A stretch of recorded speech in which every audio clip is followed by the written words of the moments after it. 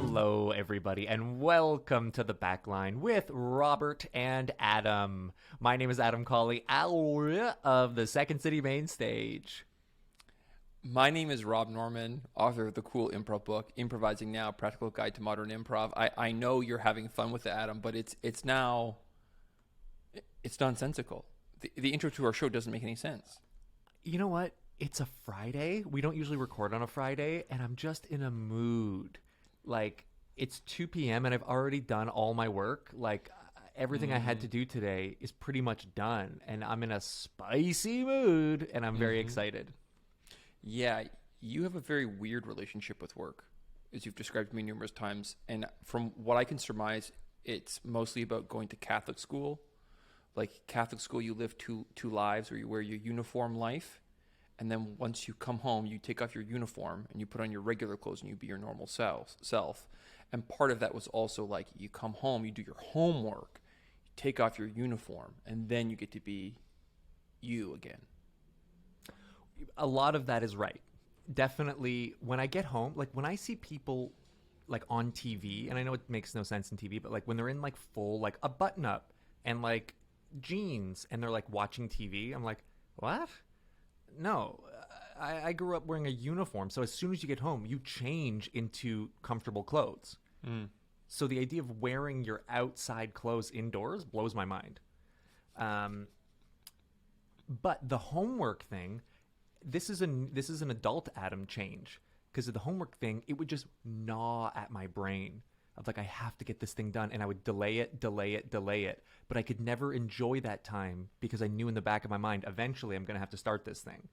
And I think eventually I made a switch of like, get it all done now, and then nothing is gnawing at me.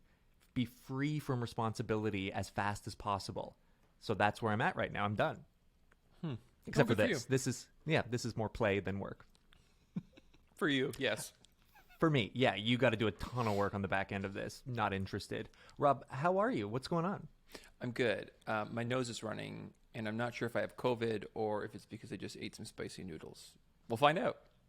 We'll find out during the podcast. Yeah. How are you? As we all know, COVID goes from runny nose to full-blown COVID within an hour. I'm good. I'm in like double isolation.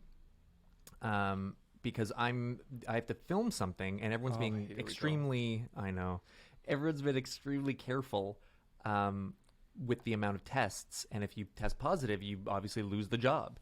And so I'm back in Toronto right now. So the weather is real bad, and it's like you can't really be outside for that much because it's pouring rain or it's too cold. So yesterday I got out and played disc golf with a few pals, and man, oh man, the you forget. I think it's like your aura forgets what it's like to do certain things, and when you get that recharge, you're like, why haven't I been doing this my whole life? It's like when you like someone gets a massage and you're like, oh, I forgot what normal body should feel like, not sore body. So my brain was sore, and I had a nice brain massage yesterday, so that felt real good. Just hucking the disc around, you know? Nothing better than hucking the disc around. And then it's like camaraderie. And it's like that, like, it's such a sport. It's such a social sport. Some people were drinking, other people just chatting. Someone brought their dog. And it's just like, it's a hangout, but also that feeling of like camaraderie, but also individual competition, I think is really interesting.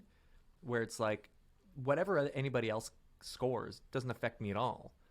It's me versus me, which I really enjoy.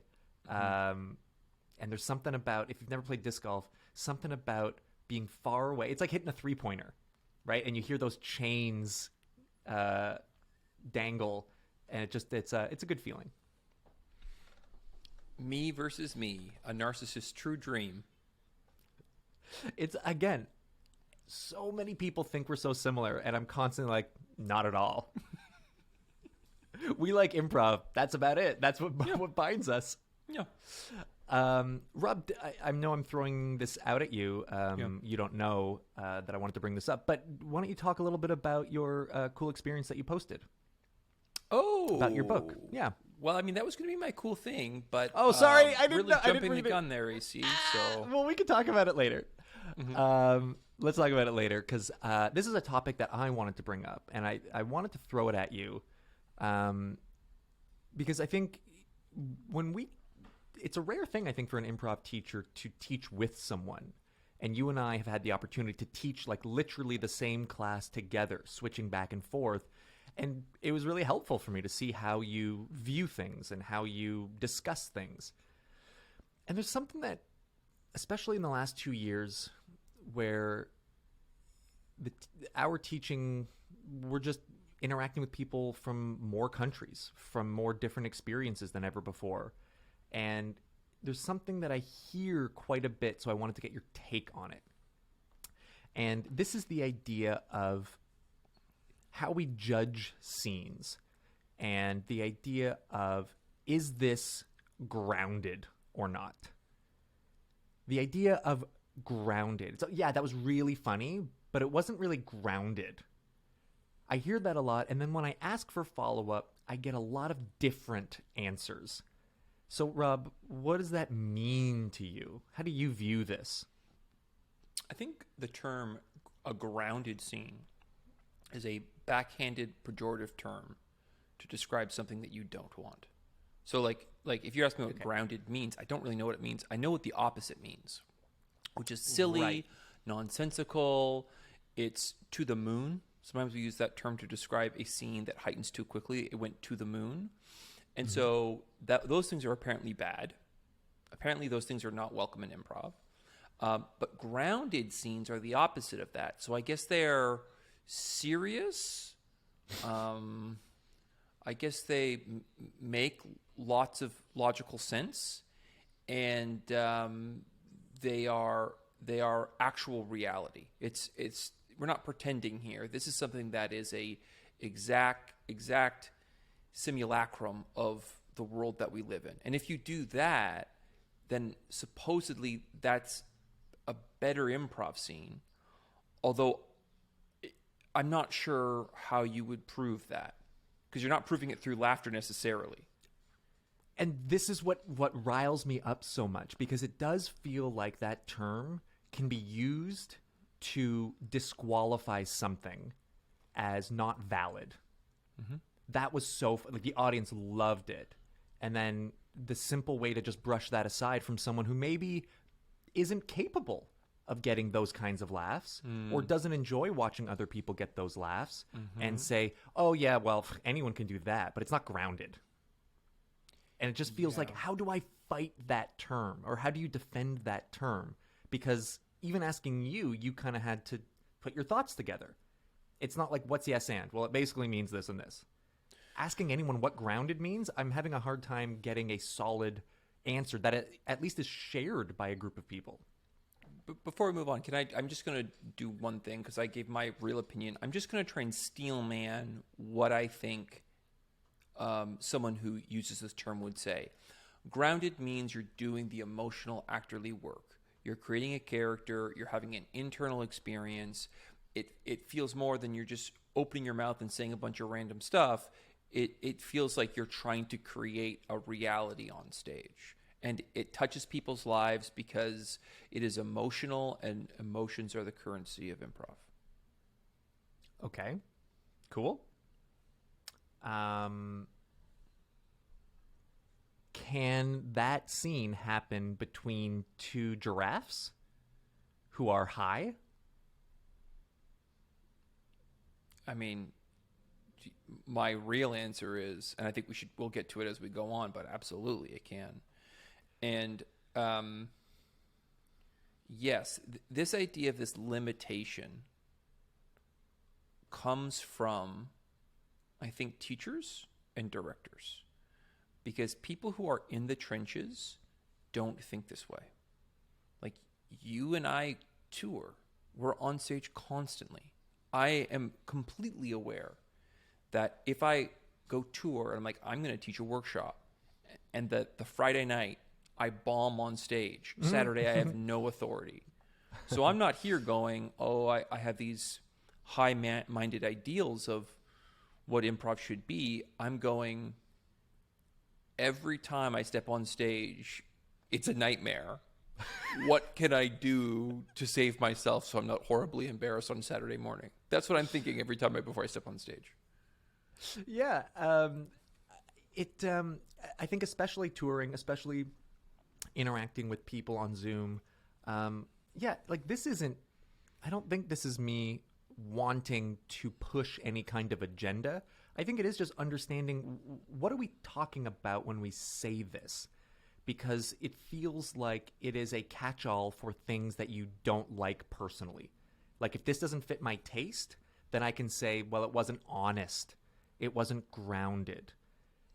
And I guess I have a hard time understanding, then what do you want? Because we're miming a bunch of objects. We're saying we're different people. We're claiming we're in this environment. We're making up fake stakes.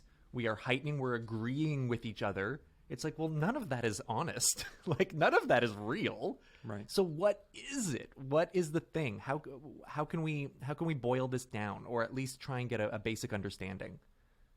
Yeah, and I mean, I think this is the challenge with the charlatan improv teacher.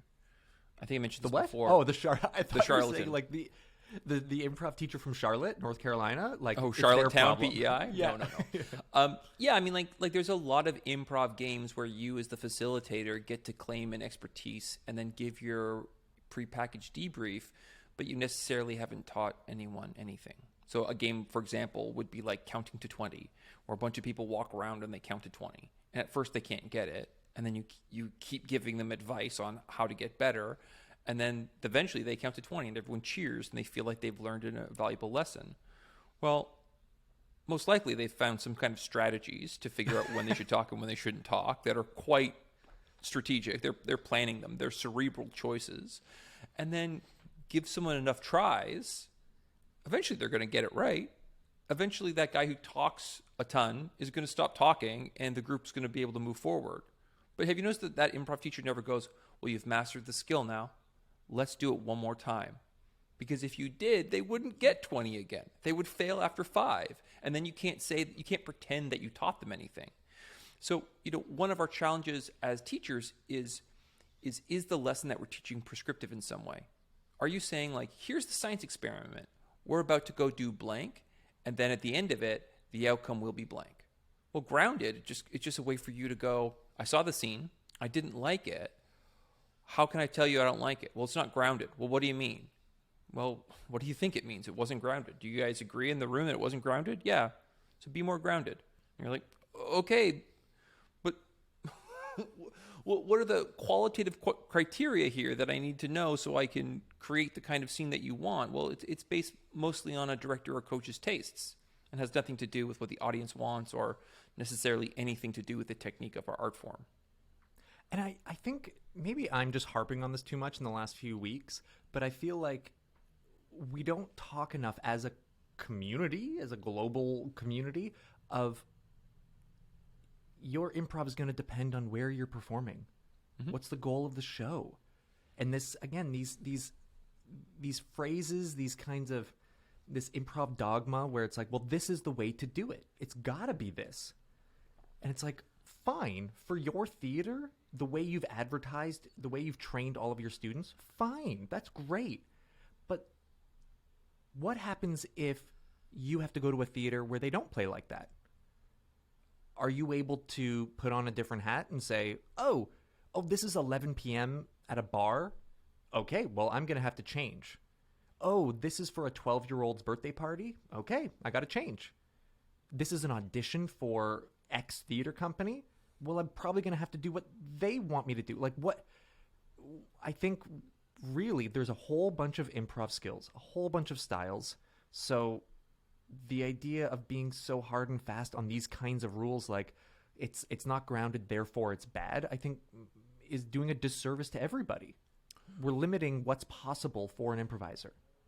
I think as you're describing this, and I agree with everything you've said 100%, I am just also hearing the voice of a Toronto improviser.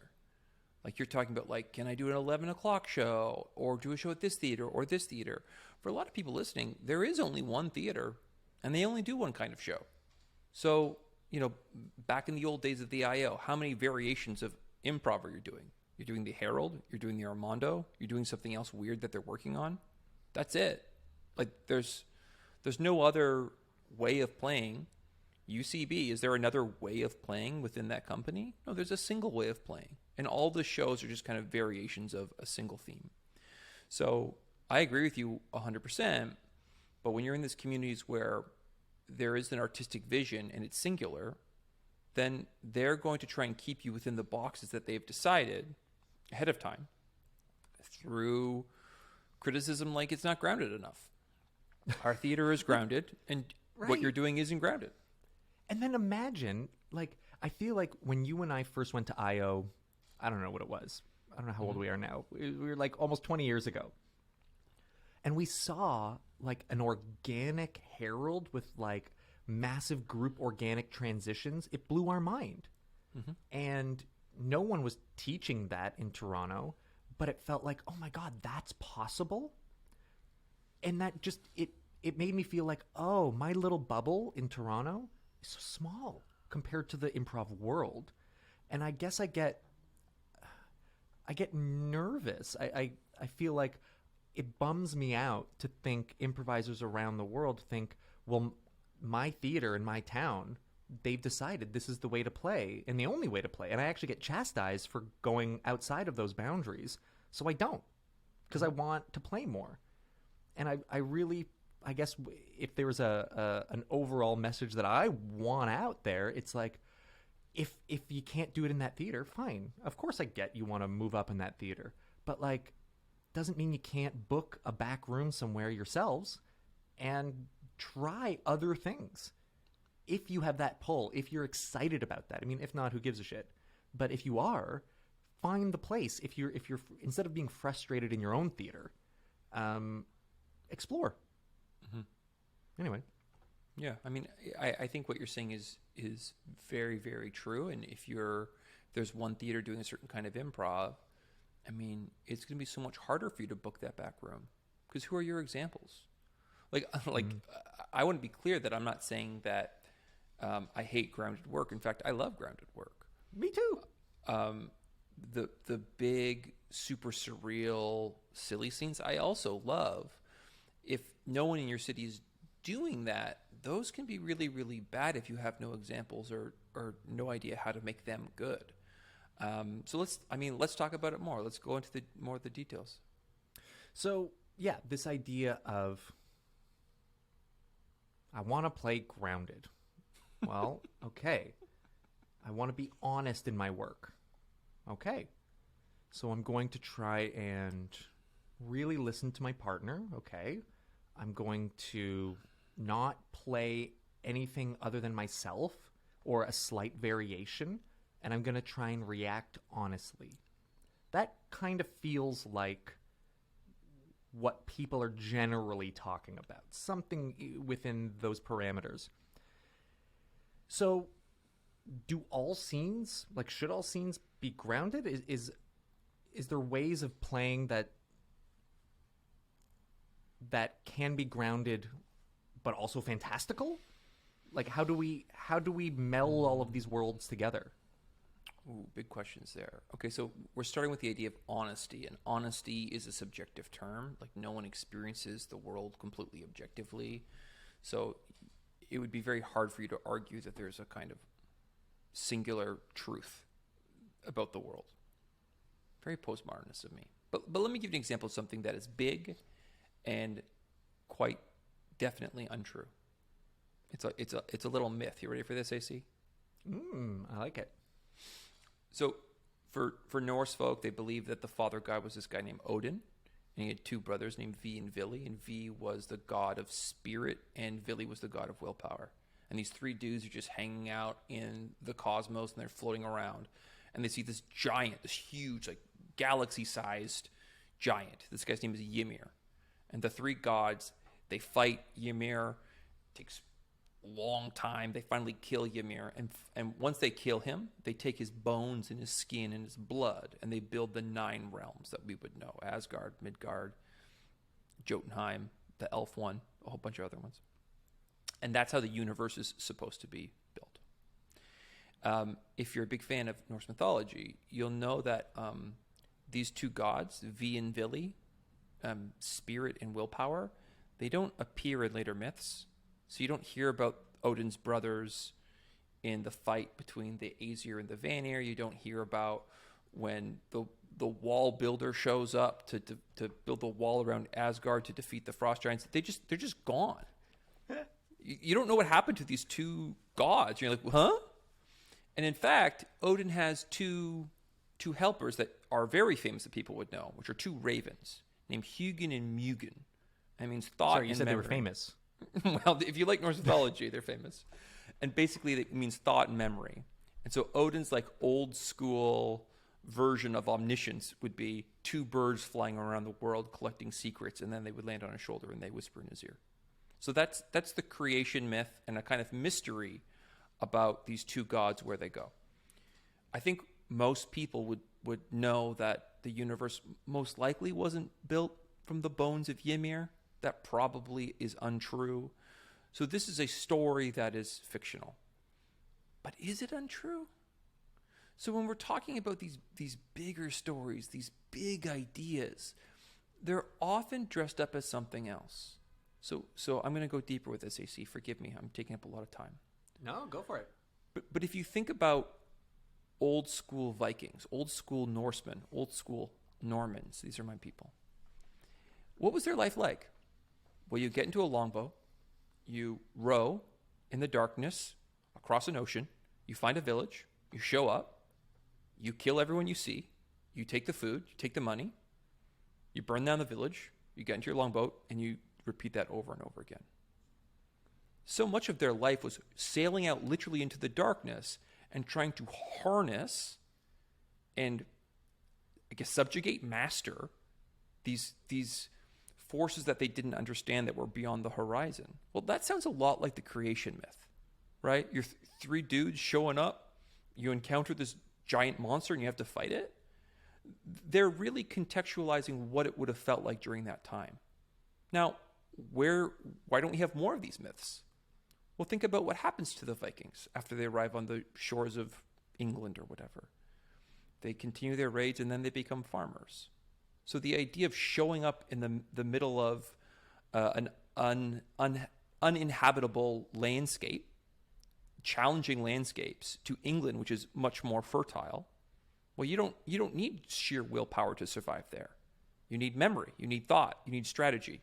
You need to know when to plant the right seeds. You need to know when to harvest. So it is a massive shift in a group of people. So that story, which is fictional, tells a lot about a group of people. And it is a deeply true story. The facts might not be true, but there's something underneath it that is maybe deeper than truth, you might argue. We're talking about these big archetypes. So that would be an example that I would say would be something that is not grounded, but incredibly meaningful. It's the basis of all religions, the basis of all storytelling is basically comes from religion. So I would argue that those stories, though they are not grounded, they are deeply true. Shall we move to improv now? Do you have some sort of transition into improv? There are many scenes that you and I have done that are about a centaur. They're about, I don't know. Too many, some would say. Yes, too many scenes about centaurs that are deeply personal and deeply truthful. And they're dressed up as these fantastical or surreal moments on stage. But they're deeply emotional and they're deeply grounded. To say that we can't explore certain things because it doesn't reflect our exact reality, I mean, what's more truthful? Is it more truthful to say that, like, you know, the story of the Norse creation myth is less truthful than you running errands? I don't think so. I'd probably say it's more truthful. I think it probably tells us more about the human experience to hear that Norse myth than to hear about you filing your taxes or whatever you did today, Adam. So just starting from the basic idea of what a reality is or what truth is, I definitely don't believe that these scenes are off limits or they're not worth our time or they can't be done well. I believe they're tricky. They're harder to do. They're harder to do a scene that is meaningful, that is, heightened at the 9 or 10 scale, but definitely doable. Definitely doable. And you know what the worst part is? The people who say I hate grounded scenes would be folks who would probably be aligned with the idea of a hero's journey. They probably would be quite into the Joseph Campbell kind of myth circle. It's strictly about the idea that if you co-opt that for jokes, that's when they get their back up against the wall. Well, yeah, it's a interesting way to look at it. I mean, if you asked your improv teacher, what does that mean? And he went into that monologue, I'd be like, I'm probably not going to ask again.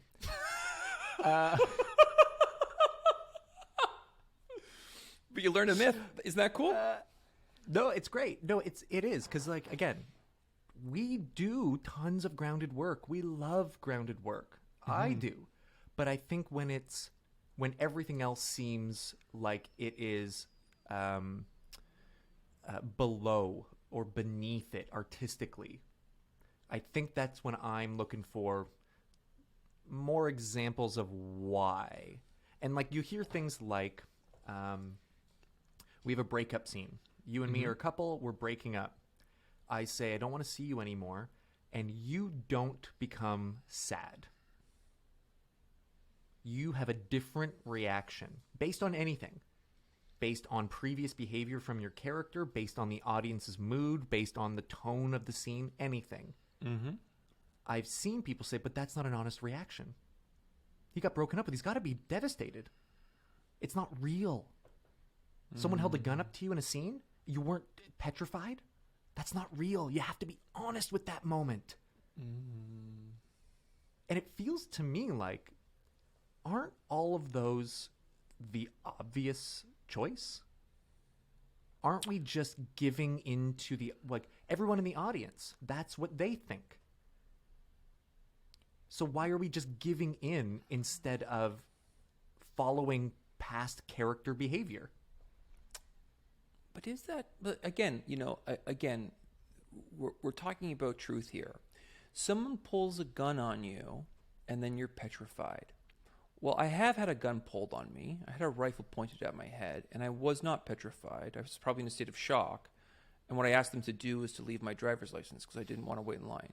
And they did. They did leave their my driver's license for me. We had a very, in Truth and Comedy, they talk about conflict scenes, about like two people getting along. We had a conflict scene. It took a turn that eventually was scary near the end, but my first reaction was not necessarily being petrified. I was pushing boundaries within that space for some reason. Maybe that was anger. I don't know what it was. So, heaven forbid an improv teacher tries to tell me that. Heaven forbid I'm doing a scene and they go, you weren't scared. I was like, I wasn't scared of my real murder. I was about to say my real robbery. So why would I be scared in this improv scene? Have you ever been robbed at gunpoint? I have. I can tell you what the truthful response is. And it probably doesn't look the way you're thinking of it. Probably, I would argue, the person who's telling you how to behave during a robbery has never been robbed, has never seen a robbery, has never been close to that kind of life event. Because it's very judgmental to suggest that. When you get broken up with, you're sad. No? Are you serious? Sometimes, yeah. I would say 1 out of 4 times you're sad, maybe. 3 out of 4 times you're just like, I'm glad this is over. It wasn't working for me either. It got to a point where it was so horrible. Or maybe you're a person who's incredibly passive aggressive, and you have purposefully made this thing sour until they'll break up with you, so you don't have to do the heavy emotional load. All of those things are true. So for you to assume that there is a correct answer at the back of the book, I think really suggests that you probably haven't lived a full life, and you probably don't know that many Greek myths, to be quite honest. Or Norse myths. Yeah. So, okay, so let's see, what can we do? Maybe the term itself is causing some problems. Um, Maybe we come up with a new term, something that is less judgmental, maybe, because I just I don't want grounded to be tied to boring or plain. So what can we do? What are some other ways that we can maybe, like, let's look at what are we trying to achieve with that term and how can we maybe rephrase it? Sure. So I would argue that all good scenes are based in behavior. If you're concerned that these scenes aren't real enough, I would ask you, what are you emotionally doing to me and what am I doing to you? And if we can answer that question, then I don't care what the context of the scene is. I think mapping, if you know what mapping or analogous scenes are, I think that technique can help us out quite a bit here. So if you don't Do we want to take a second and just have a talk about that? Yeah, so mapping is where we apply one behavior, one recognizable behavior in a situation that maybe doesn't fit. So there's an episode of Seinfeld in which Kramer, across from Kramer's apartment, moves in a Kenny Rogers Roasters. Mm-hmm. Is that correct? And it's a fried chicken place, and Kramer's really upset about it. It's disturbing his sleep. There's a big red neon sign, but Kramer accidentally goes in there and he eats some of the chicken and he loves it and he can't stop eating it. And so what the writers of Seinfeld ended up doing is they created a mapping scene where Kramer was addicted to this harmful substance, something that was hurting him, but he couldn't stop consuming it.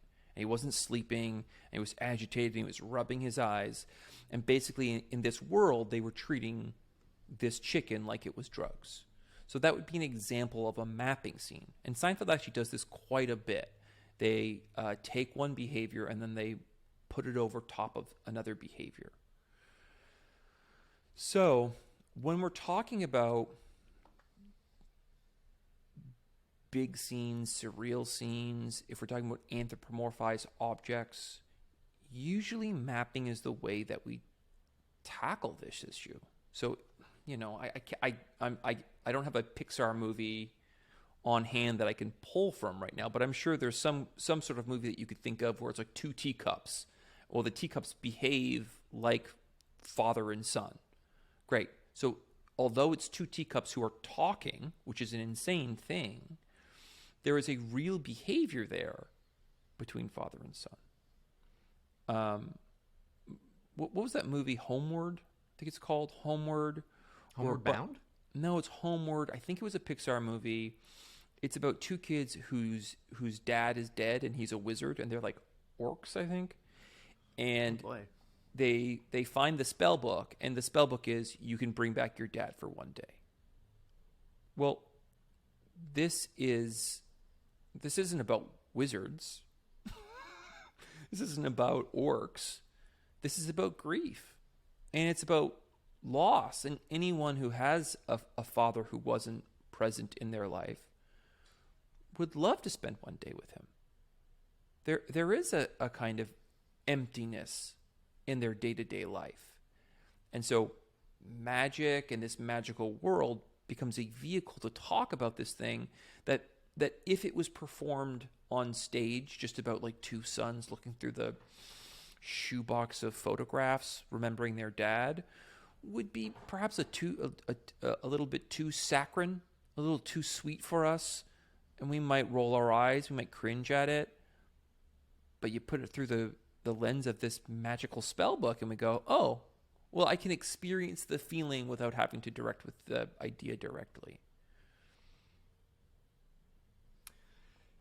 It feels very much like kind of a note we were probably given so long ago, where, look, if our circumstance or environment or relationship, if that's to the moon, let's make the other parts of the scene here on Earth, right? If we've got two gremlins in a scene, me and you, Rob, are playing gremlins, we probably want, and all of our environment is gremlin based, all of our object work is gremlin based, our physicality, our voice, we probably want what we're discussing to not be as heightened as that. We need to balance that in our teeter-totter, and we've got these gremlins dealing with something like loss, like grief, like friendship, whatever it might be. But we definitely don't want all of those extremes with the gremlins, and then their behavior, what they're doing to each other, is also heightened gremlin stuff that there's nothing the audience can relate to. There's nothing the audience can feel anything, because all of it seems to be so cartoonish in this world that nothing seems to matter to these two gremlins. It's interesting you using that example, because when I invert it and I think about two regular people in their regular domestic house and they're talking about, casting a spell. Is that a gremlin thing? They're warlocks. They're casting a gremlin spell. Wow, that's sad. That's sad that you don't know that. They're gonna summon a demon because they're a couple of warlocks. That scene also bombs, even though they're two grounded people doing something fantastical, because it's still not emotional based. So let's say, for example, it's me and you, we're two humans, and we're talking about casting a spell, but we're treating it like having a wet dream or getting our period for the first time. We map it over top of that. That scene crushes. That scene works just fine. And we may never even directly connect to that content. We may never come out and say, oh, this is a scene about wet dreams or having your period. But the fact that we are playing that cuts through the kind of fantasy bullshit improv world, and it connects to something deeper, something archetypical that a lot of people deal with. So it's like, oh, there's a theme here that I can interact with, even if the content doesn't make any sense at all. Yeah, I get nervous about these terms that are just accepted. And so grounded is definitely one of them. Are there other terms that we need to reevaluate? I hear not playing to the top of your intelligence.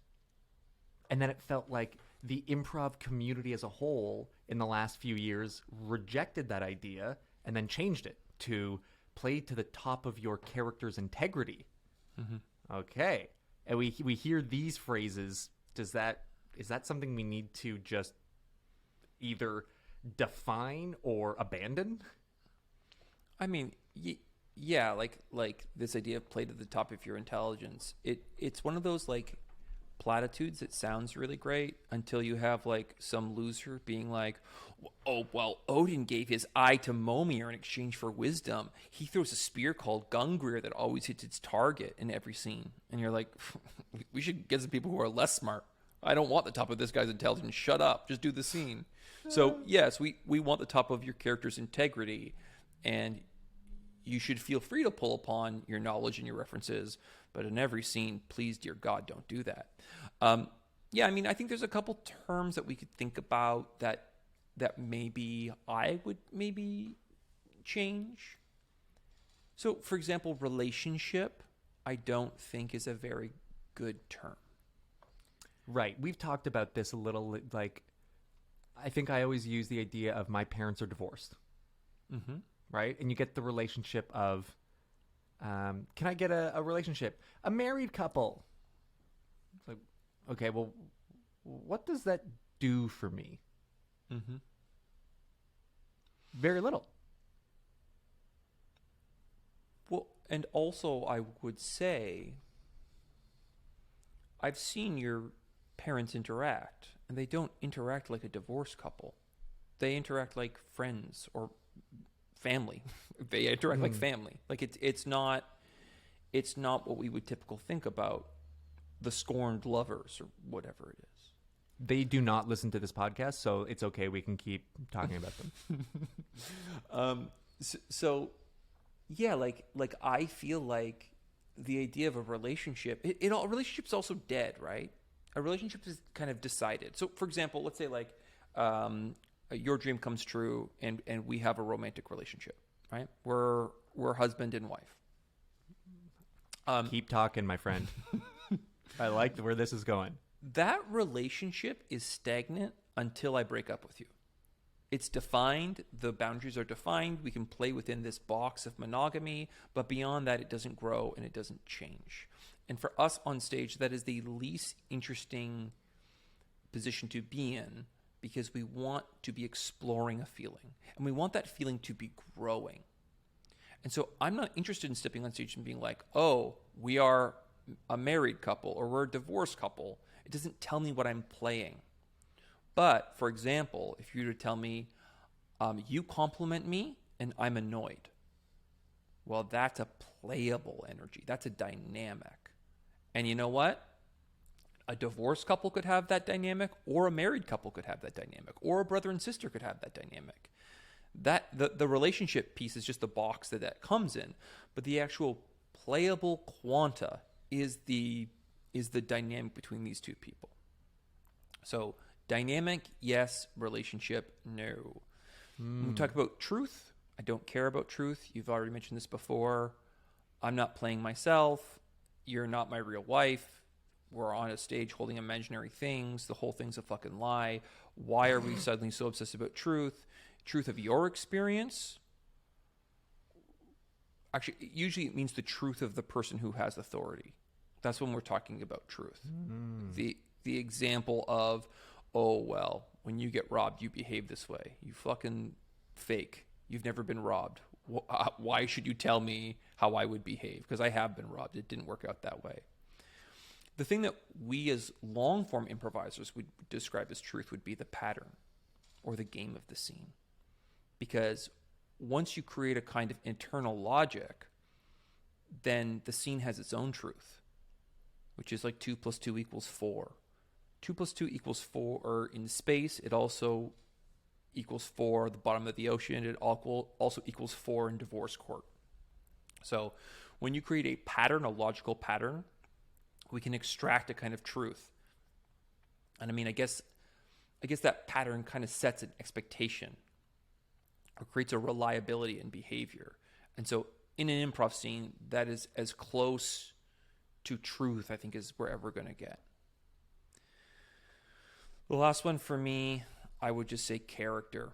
Character, once again, is another dead term. It doesn't grow. It doesn't change. It's a person who is set in stone, and that's the least interesting person to play. The thing I would be looking for would be an emotional filter.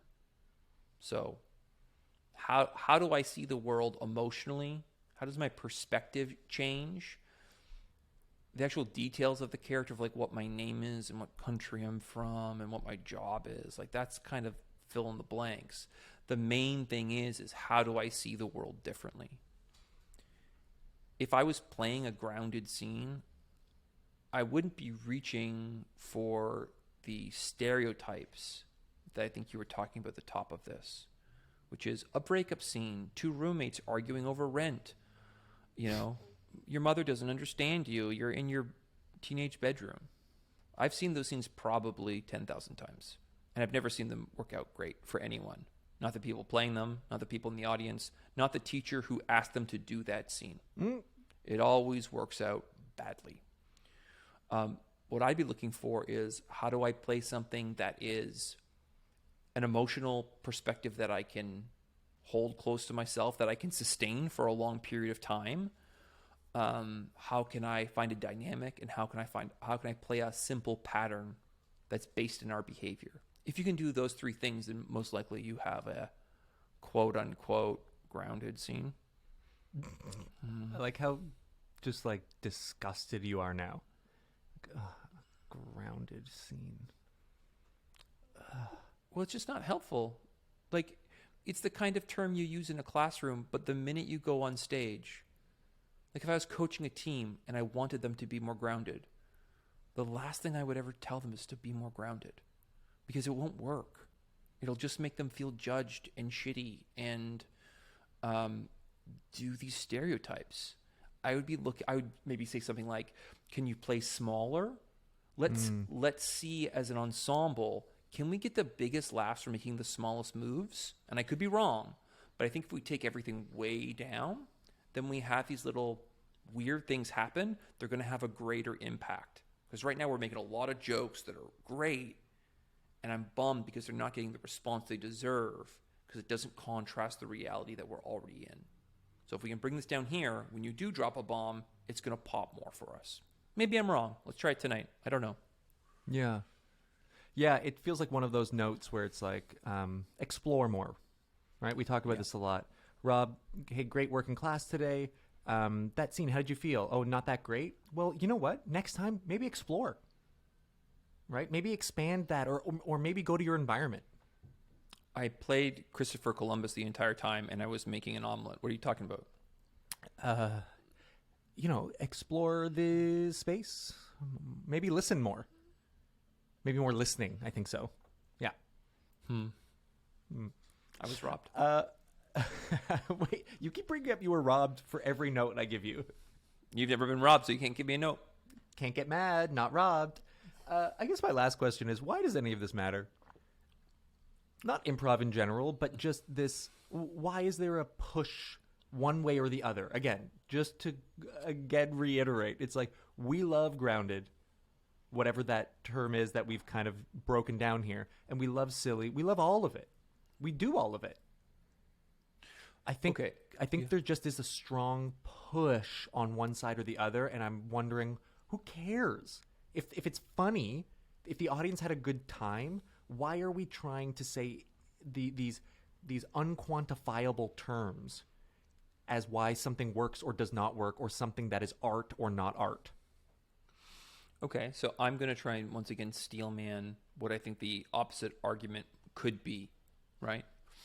And I think a decent argument might be people arrive to improv wanting to do jokes. And so jokes means big offers, big characters, everything's bigger and bigger and bigger and bigger. And for a lot of people, they may have the facilities to do that, the faculties to do that. There are some people that would see that and go, oh, that's the way that you have to do improv, so I'm going to try it.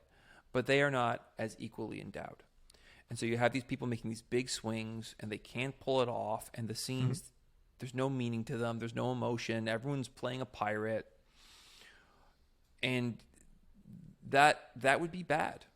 If you had no one doing the deep, rich emotional work necessary, those shows will always be bad. Now, on the other end of the spectrum, I would say, if you're doing only deep, grounded emotional work, those scenes will also be bad. They'll feel like you're watching an episode of Dawson's Creek where no one cares about the plot. Soap opera, but in a bad way. So we need a mix of both. Maybe if everyone comes to this feeling like they're going to try and be big, and I tell you to only do grounded scenes, maybe that gets us to the middle of where we actually need to be. Maybe. But I also think it can be used in a way that dictates how people should perform. And I think you and I both think that that's a pretty gross proposition. Maybe. I don't know. I also think, like, if you're an improviser, let me take a step back. Although I love grounded work as well too, you and I in Arn and Calls, that's a big pillar of our work with Arn and Calls. However, I probably, if you see me on stage, I most likely am playing a wizard. There's like a 99% chance I'm playing a wizard at one point in that show. Mm-hmm. Mm-hmm. So as someone who does play big, where's the value in being grounded? Because the bigger character you play, the more work you have to do to justify his existence. If you're playing a wizard, everyone's going, wow, what a big wizard. If you don't give him a kind of internal life to him, an internal spark, which is borrowed from your own experience, that character gets boring and annoying very quickly. And it's sad seeing someone take the big swing. They get the voice right. They have the staff right. They have the hat, the beard, the spell book. Everything's on par. They've done their research. But when they go on stage, it just isn't. They don't bring a character to life. It's just a thin veil for them. And so we want to make sure that there's something lived in that old frail body of the wizard. So understanding how to make things grounded is very important. I would also say this too. There's no greater joy I take than someone seeing a character who is an asshole or like fantastical, like a dumb wizard or a gremlin or something. And everyone's like, okay, I get the joke. You're doing this very silly move. And then you as the improviser find a way to twist it. And you have this deeply meaningful speech where all of a sudden everybody sides with that character. You've given them a kind of rich emotional life. And the audience is like, this is so stupid, but I'm crying because of the centaur now. The centaur made me feel so bad about myself that I was laughing at him. He's having a tough time. I love that centaur. That's... If you like big characters, then I will tell you firsthand that is the 10 out of 10 best experience you can have while on stage. Best prank, best feeling. I like the idea that it's a prank. Yeah, I mean, like really, you're basically talking about creating a three-dimensional character, right? The physicality and voice of a wizard, that's one dimension. That's one of three. Mm-hmm. And I think anytime we are playing a larger-than-life idea, a to-the-moon idea, having something that is a thorn for that character, something that this character is worried about, excited about, nervous about, something that we know if it doesn't go well, it affects them, then I think we're on the trolley. And I think if you do have that teacher who is very firm about what characters you can kind of play, take a pleasure in doing your centaur, making him grounded, and then watch how quiet they get around notes. So that wasn't the centaur. We don't normally do that, but you did it in a different way, and so that's okay. And you'll go, yeah, I did. Good. What? That's my no, what? It's a never mind. Looks just like that you look like it's a a guy beetle. A beetle? A beetle. It's from, I think it's from Family Guy or The Simpsons, and it's just this beetle watching TV, and something happens like pro beetle, and it just looks and goes, yes, good. That's all. I create my own characters, so that's cool. Great. So that, you know, that urge where you're like, should I continue this burn? I have to move on. Rob, yeah, I think it's an ongoing discussion. I'd love to hear from people. What does it mean in your community to be grounded? Are you feeling the push to one way of performing? Are you excited about trying a different way of performing? How do you consider the way to make a character grounded or a scene grounded? Write into us at the Backline Pod on Facebook and Twitter, the Backline Podcast on Instagram. Let us know. Also, we love hearing what is going on in other people's communities. So if there's a topic for an episode that you would like or a question that you have from your community, write into us. But before we go, Rob, anything on stage, off stage that is exciting you right now? Yeah, we mentioned at the top of the episode a couple of days ago. I taught a workshop beginning of this year. I taught a workshop earlier at the beginning of this week in Beijing, China. I've been having a great time. So I have a new friend named Oucho there who is in China. Obviously, if you're a Chinese improviser, there isn't a ton of literature or people doing improv.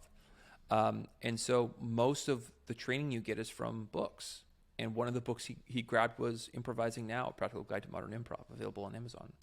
And he really liked it. And so he's been teaching from that book, and he reached out to me at the beginning of the new year saying, hey, we're having this festival. It's, I think, our first improv festival that we're having. Would you come teach a workshop? And so I showed up to teach a Zoom workshop with 10 people. And when I arrived, it was a theater full of 60 people, one of the nicest theaters I've ever seen. And I was like, wait, how are people seeing me? He turns the screen around, huge, big screen TV. Here I am with my tea, being like, we're going to do a couple of workshops. We'll have a good time. And now there's 60 people. Yeah. And then earlier this week, I taught in simultaneously 6 different cities across China all at once. Um, yeah, it was great. It was a really cool experience, and so you give feedback on a scene. It's all in Chinese. It's all in Mandarin, so you don't know what's happening, but they'll translate. You ask questions. So that was like a really unique experience to try and give notes and keep the class running, but everything's doubled. Like, what was your deal? What was your emotional deal? And it has to be translated, and it's translated back to you. But yeah, I really enjoyed it, and it's been a really awesome experience working with those folks. That's so cool. Yeah, it's so great. Your book has been like, it's just a way to, it's like you threw a message in a bottle, and it's like all these people around the world have found it and read this message and be like, oh my God, I didn't even know I connected with you, but you've connected with me. Yeah. It's very cool. And I think Message in a Bottle is a great way to describe it. In a sea of other improv books, you publish this thing and you're like, well, sold this amount of copies. That's probably how it will sell. See you guys later. On to the next project. And getting a message in my Facebook or a DM on Twitter being like, I just found this book. I got questions for you, or it really inspired me. It makes my day. Oh, and I would say just one more thing. So you were mentioning a post on Facebook. I told the story on my Facebook page, and I thought like, oh, Adam will like it. And I ended up getting like all of these likes, like all sorts of likes. And one of the things I talked about was how important truth and comedy was to me when I was coming up. That was my book. You did like what your friend in China did. You did in your Markham library, right? Yeah. And so truth and comedy was so important to me. And so when I finished writing Improvising Now, I found a way to get a copy to Howard Johnson, who edited the book, and I think had a very important role in putting that book together. And he wrote me a very lovely message, being like, I read your book. I thought you put together a fantastic book. It's sitting on my shelf right now. It was so cool to read. I was like, whoa. That was like a really nice feeling. Mm-hmm. Yeah. Oh, that's so great. Well, I'm so happy for you. I did notice my comment on your post. You haven't liked yet, but a lot of people are finding it quite charming and fun. Just put it out there. Maybe go take a look. I think I did see it, Adam. You said, people often ask me to sign your book. That's what you wrote. So yeah, it's kind of my moment. I'm also available if people have questions for me about your book and what it's like to sign copies of someone else's book on tour. I'm DMs, comments, whatever you like, phone calls. Happy to do it. We do what we can. Rob, you know what? Can I share an exciting piece of news? No, I'm good. Okay. So that's it for the podcast. We don't have all the details yet, but Rob, you and I are going to be heading out on the road again, and looks like we're going to be heading to Texas. Whoa. Which is very exciting. We will share details as soon as they are available, but definitely some shows, some workshops. Not sure how many cities yet, but we will pass that along, but a very exciting time. That's awesome. I didn't know that had gone through, so I'm excited to see Texas. Yeah. I love it. We will keep you up to date. So thank you for listening. This is what? I just have one more thing. Yeah. This is like one cool thing, part 2. I just want to say this. Okay. 2 episodes ago, I made a plea for people. If you could please subscribe to the YouTube channel, because I have a goal to get the URL Bingo Bongo Improv Time. And I can't do that until I get 100 people subscribing. We're not quite there yet. But last week, I just saw a bunch of people subscribing as a personal favor to me. If you could help me get the words Bingo Bongo Improv Time, it would just mean the world to me. So thank you for people who have done it. And if you haven't yet, because you can't find the URL, well, Google it, subscribe, and we will make an easy URL for you to find at Bingo Bongo Improv Time. Take it away, Adam. Sorry about that. No, thank you for that. It's now become my goal to see you achieve your goal. Thank you, Adam. So I'm very excited about that. Even if you don't watch it on YouTube, if you're a listener, if you're one of the thousands of listeners, fucking hit a subscribe so this fucking T-boy can have his bingo bongo improv time. But we got to shout out who brought you this podcast, and that's the Sonar Network. If you like it, please subscribe. As Rob mentioned, leave a little review. Make it easier for other improvisers to find us.